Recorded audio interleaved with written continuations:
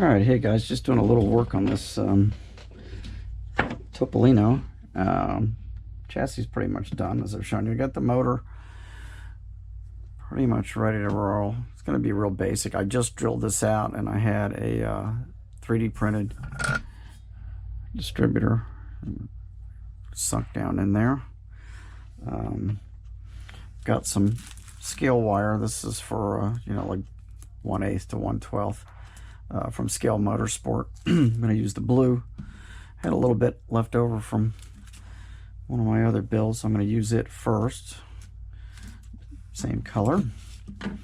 First thing I'm going to do though is set this motor in here.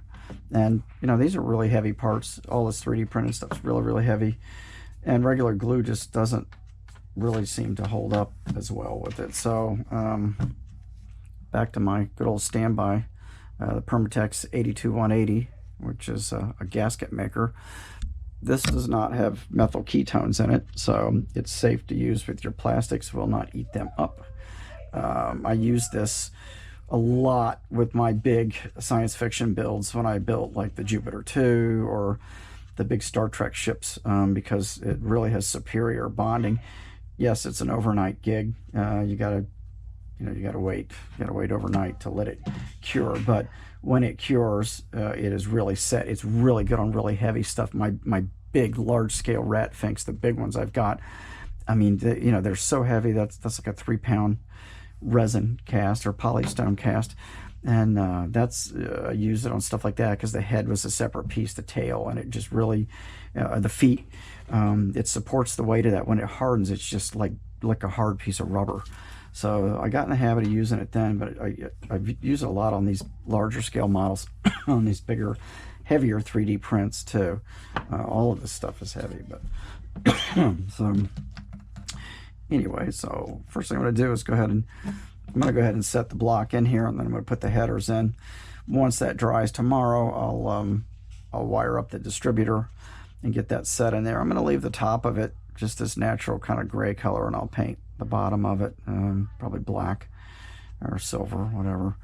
But I'm going to just get a little blob of this out. I use this, whatever this thing is, I've had this for years. I'm just going to blob some down in there. You got to be careful on getting close to the edges because it's going to flatten out, and you don't want it squirting out and being visible. I'll just do a little dabble in there as well. And this thing drops like right in here. I'm not even gonna, no, I'm not even gonna bother putting it on that center support because it doesn't even need it. So and just kind of wiggle that around and get a nice squirt going there. Set that down in there. And wipe off the tip of this on my rag there. All right, so that looks nice and straight. And let's see, I'm going to do the headers next. Header has to slide up through here and into a nice slot that's there. And we're going to do the same thing. Just grab a little turd of that out of there and stick it up in there without any major events, hopefully. And it wipes right off on these smooth surfaces. Put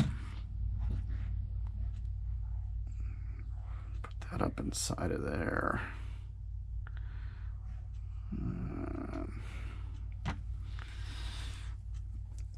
I always wipe the tip of this off because invariably if I lay it down, I'm going to stick my hand in it, and then I'm going to stick my hand on the body or something. My dogs are fighting, so my wife is giving them shit down there.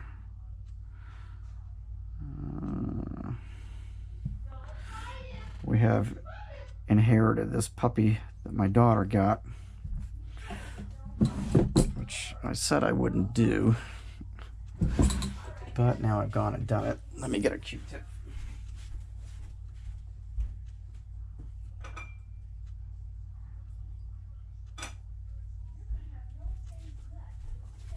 And just kind of run this along here because I had a little squirt out of there. Let's get that off there. I'm probably going to put a little weathering on those headers anyway, so it's okay. Let's spin it around and stick that up in there. Nice and solid.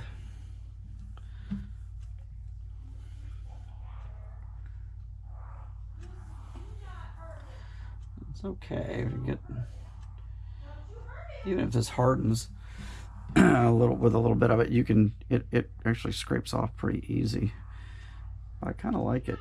It just kind of, you can see a little bit on there. Just kind of leave it like that. Kind of go with my weathering. Get rid of those because they've all got silicone on them now. And then I'm going to get down here and make sure my motor's straight, which it is. Headers look good. They're up in there. And this is going to set in about 20 minutes. So that'll be good. Let's see if I got the blower scoop here close by. What did I do with it? Let's see here. Yes, I do. I keep everything in these little Ziplocs. Easy to keep track of parts. I think that was a piece to the motorcycle that I did not use because I made the parts out of brass. Okay, so I'm just going to go ahead and put the blower scoop on here as well. I'm going to go a little easier on this. Just put a little there, and I'll put a little up inside of there. Just give it something to grab onto. And boom, there we go.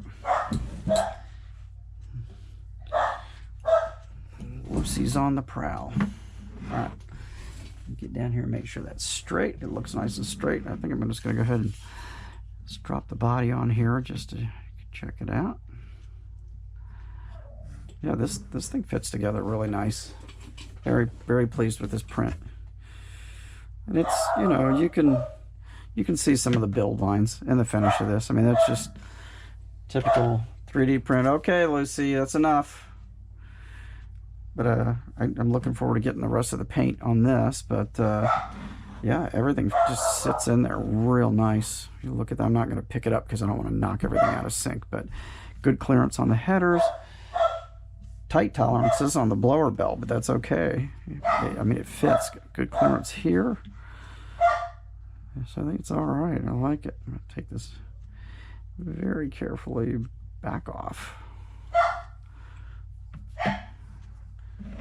So, yeah. So, pretty basic build, but it looks good. I think it looks, I like it. And this is all one piece as far as the chassis, front axle, rear axle. That was one piece. It just amazes me. Most of your the points where it was made are on the bottom, so just a little light sanding, nothing visible on the top.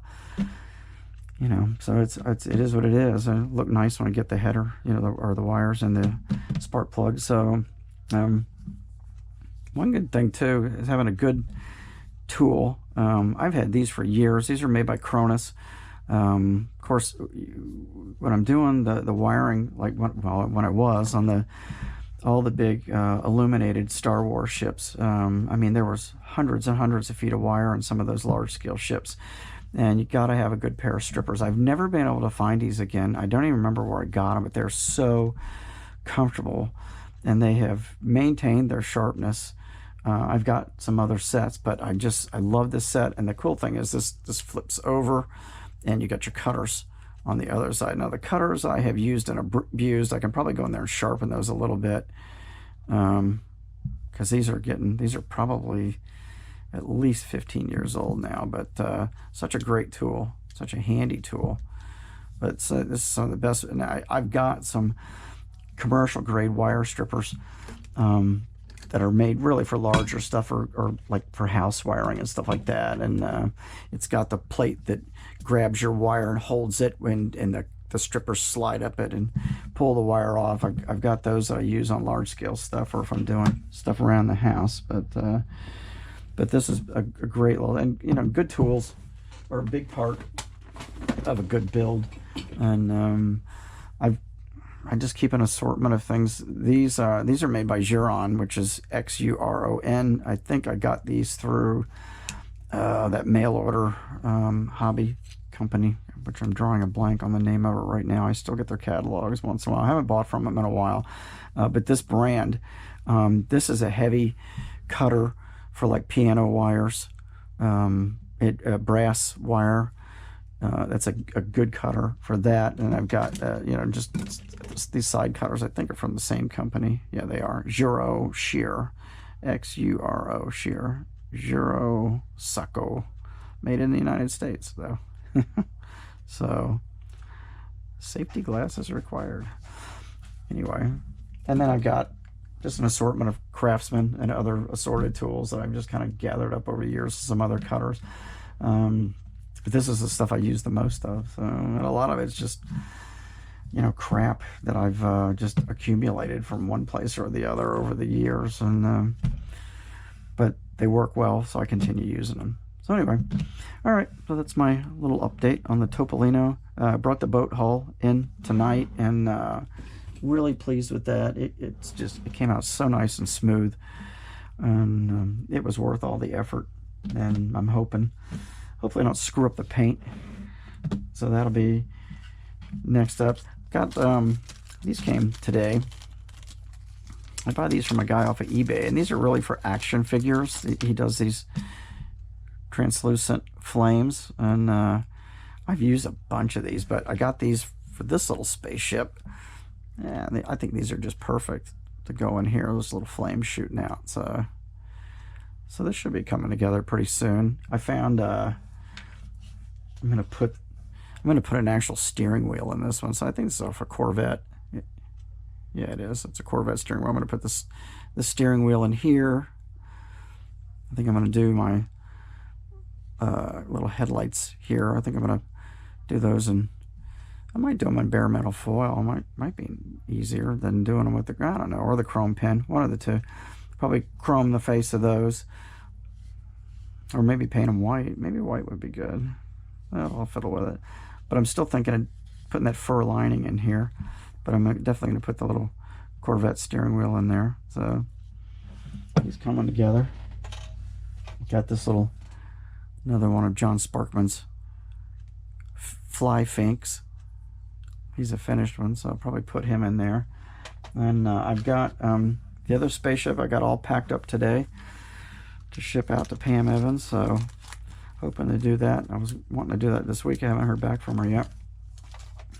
Just verify her address and get that on the road. So yeah, so we got, things are kind of falling together. Oh, I picked up this. It's still Wednesday, right? So we can throw another What Did You Buy Wednesday. So I got a hold of this off of eBay. This is a Z Toys. And if you guys, a lot of you that, if you were into show rods like I was, 60s and 70s, this is the Sand Dragon. And this was a real car. Recently been restored. It's back out on the show rod circuit again. But this is just kind of, I don't know. I mean, they're calling it the Dune Racer. I think this was one of those non-approved toys that got done. I think they actually did the silhouette too, if I remember correctly. Pull this piece of tape off of here. It's got on there. Yeah, this company knocked a bunch of that stuff off, and this was definitely one of them. It's got a hole for a steering wheel, so I'm guessing that got lost. This is about 1/43 scale, I think. Yeah, so that's another little item for What Did You Buy Wednesday. It's actually pretty well done. Hong Kong, where all good knockoffs are made, or were made back in the day. Had this little clear cubicle, which is really filthy. Got some cracks, but I'm going to just give it a bath, get the rest of this tape off of here, and then put it up in the display cabinet with the rest of the junk. So So there you go, another What Did You Buy Wednesday item. All right, I'm done.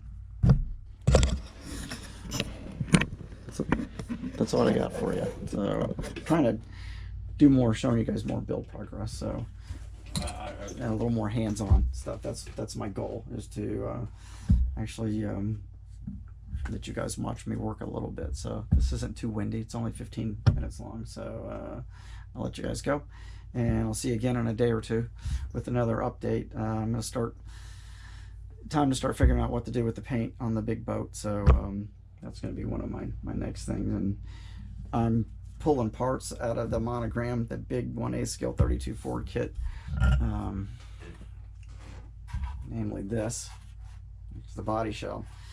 And I'm really starting to wonder if I'm biting off more than I can chew, trying to replicate Sonny's build, but I'm determined to do it. But I realized last night, when I'm really studying the photos, that he actually sectioned this body. I mean, from probably the bottom ½ inch. He's removed that. Of course, this has got opening doors. All the door seams, hinges have to be filled. He removed this body seam here because the axle location was actually put up higher on the body to drop this thing on the ground. That's got to be removed.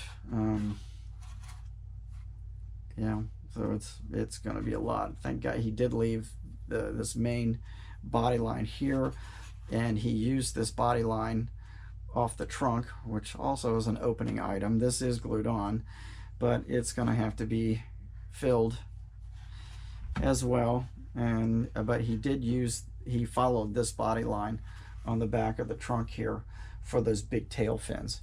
So and the way to do that without just starting to cut up a bunch of plastic and chop up on this body is to make them out of board, cardboard first, or card stock is usually better. So I'll shape them out of card stock first until I get the dimensions the way I want them, and then go from there. I'll do the same thing with filling that entire top area where the interior, where the bubble top's going to sit down in. I use card stock to draw all that out. And I'm not in a rush. Again, that's next year's project, but I am going to start drawing stuff out and figuring out where it's got to be cut, what's got to be ground off and sanded, and I'll actually probably start hitting a little bit of that here and there. The fact that this has already got a bunch of House of Colors urethane on this, and I hate to do it to it because my buddy Joe Enyart painted this, but it's got some issues with the paint anyway, and but I'm not going to buy another $200 or $300 kit to chop in a million pieces and use 1/3 of the parts. So it's not going to happen. So that's where I'm at on that. So anyway, I'll keep you posted. And I could chicken out on that one. You never know. All right, let you go. See you guys again. Thanks for coming by. See you real soon.